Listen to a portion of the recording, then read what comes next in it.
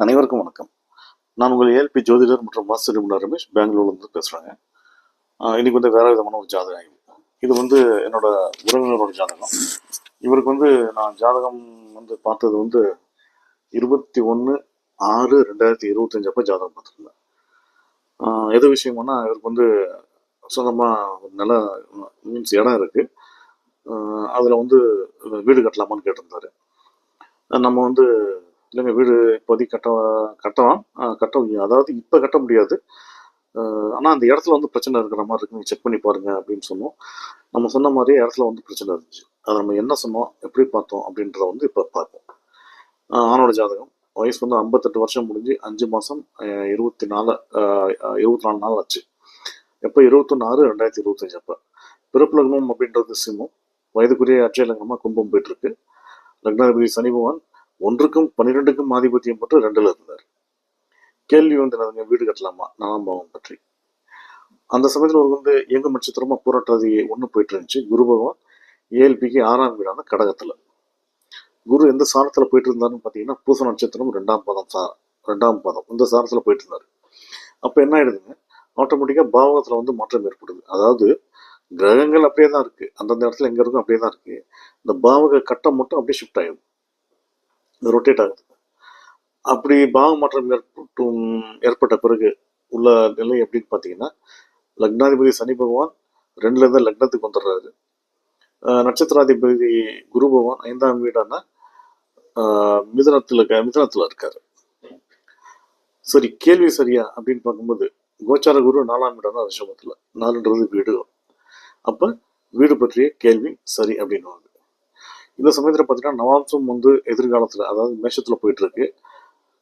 அதனால நம்ம என்ன சொன்னோம், இப்போ கரெக்டாக பிளான் பண்ணிக்கோங்க. பிளான் பண்ணால் அடுத்த நவாம்சம் நிகழ்காலத்தில் ரிஷபத்தில் வரும்போது நீ வீடு கட்டலாம் அப்படின்னு சொன்னோம். அதற்கு முன்னாடி வீடு தொடர்புடைய சந்திர பகவான் எங்க இருக்காருன்னு பார்த்தீங்கன்னா ஏஎல்பிக்கு 4ஆம் இடம் தான் ரிஷபத்தில்.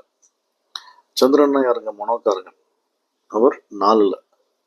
அப்போ ஜாதகர் பார்த்தீங்கன்னா வீடு தொடர்பான நிகழ்வுகள் மூலம் ஒரு பெரிய அழுத்தத்தில் இருக்காரு, டென்ஷனில் இருக்காருன்றது தெரியுது. பாகப்பிரிவினை போன்ற நிகழ்வுகள் ஏற்பட்டு வீடு கட்டணுன்ற மாதிரி நிலைமை ஏற்படும்ன்றது தெரியுது. ஏன்னா இவர் வீடு கட்டுறதா சொன்ன இடம் இவருக்கு இவர் கூட பிறந்தவருக்கும் சேர்ந்து உள்ள இடம். அப்போ அவங்க அந்த இடத்த பிரித்து தான் வீடு கட்ட முடியும், அந்த மாதிரி சூழ்நிலை. அதனால ஒரு டென்ஷன் இதெல்லாம் இருக்குன்றது தெரியுது. கோச்சார சந்திரன் பார்த்தீங்கன்னா ஏஎல்பிக்கு 2ஆம் வீடான மீனத்தில். அப்போ வீடு தொடர்பான நிகழ்வுகளில் தடை, தாமதம், இந்த டாக்குமெண்ட் விஷயத்தில் பிரச்சனை, தேவையில்லாத டென்ஷனு இதெல்லாம் ஏற்படும்ன்றது தெரியுது. சரி, இவர் வீடு கட்ட போகிறதா சொல்கிற இடம் அதில் எதுவும் பிரச்சனை இருக்கான்னு நம்ம ஃபஸ்ட்டு செக் பண்ணி பார்க்கும்போது சுக்கிர பகவான் எங்கே இருக்காரு, ஏஎல்பிக்கு 11ஆம் வீடான தனுசுல. இது 4க்கு 8ஆம் வீடாக வரும். அப்போ இடத்துல ஒரு திடீர் பிரச்சனை, நஷ்டம் போன்ற விஷயங்கள்லாம் ஏற்படும்ன்றது தெரியுது. அந்த இடத்த ஒருவேளை அந்த இடத்துல வீடு கட்டினா கூட ஜாதகர் அந்த வீட்டில் அந்த இடத்துல அனுபவிக்க முடியாதுன்ற மாதிரி காமிச்சது வச்சுக்கலாம். இந்த 11ஆம் வீடு பார்த்தீங்கன்னா, அதாவது சுக்கிரன் இருக்கும் 11ஆம் வீடு 3க்கு 9ஆம் வீடாக வரும். 9ன்றது கோயில். இது மனசில் ஒரு பாயிண்ட். 9ன்னா கோயில் அப்படின்றது மட்டும் ஒரு பாயிண்ட்டாக மனசில் வச்சுக்கோங்க, ஏன்னு பின்னாடி தெரியும் உங்களுக்கு.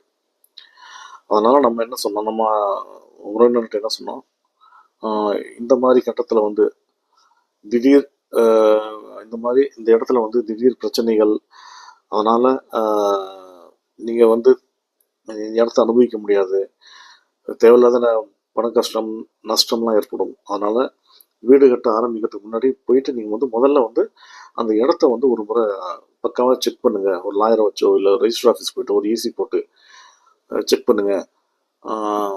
அப்படி செக் பண்ணும்போது என்ன நல்லா இருந்துச்சுன்னா நீங்கள் ஆரம்பிங்க. பட் ஜாதகப்படி இப்போதைக்கு இடத்துல திடீர்னு எதிர்பாராத பிரச்சனை காமிக்குது அப்படின்னு நம்ம சொன்னோம். அதே மாதிரி இவர் போயிட்டு செக் பண்ணும்போது அந்த இடம் திடீர்னு கோயிலுக்கு சொந்தமானதுன்ற மாதிரி சொல்லிட்டாங்க. இவங்க அந்த இடம் வாங்கி போட்டு ஒரு 10, 20, 30 வருஷம் ஆகுது. அந்த ஏரியாவில் நிறைய வீடுகள்லாம் வந்துருச்சு.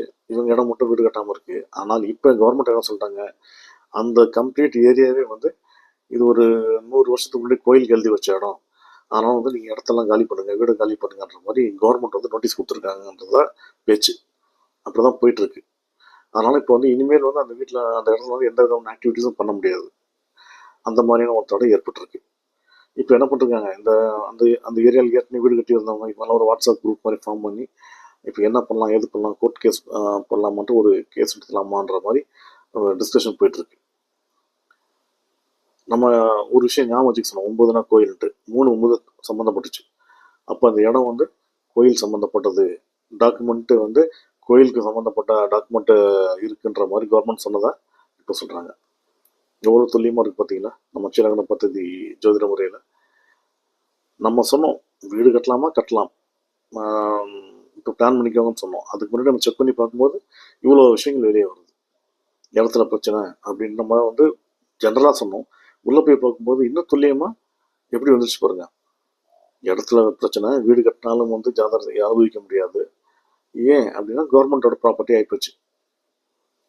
ஸோ நம்ம அச்சலக்கண பദ്ധதி ஜோதிட முறையில் வந்து எல்லா கேள்விகளுக்கும் உண்டான பதில் காரண காரியத்தோட மிக துல்லியமாக தெரியும்.